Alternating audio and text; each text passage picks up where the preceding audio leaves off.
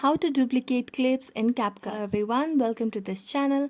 I'm Emily and I'm here to help you out today. So without any delay, let's get started. So first of all, open up the Capcut application on your device. Then select the project that you want to have the duplicate clips for. Now first of all, this is a one long video over here. Now in order to select the clip that you want to duplicate it, so first let's split the video. I want to select it over here and split it right over here.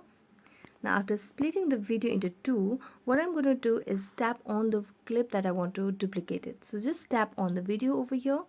As you tap on the video, you'll get different menu at the menu bar at the bottom of the screen.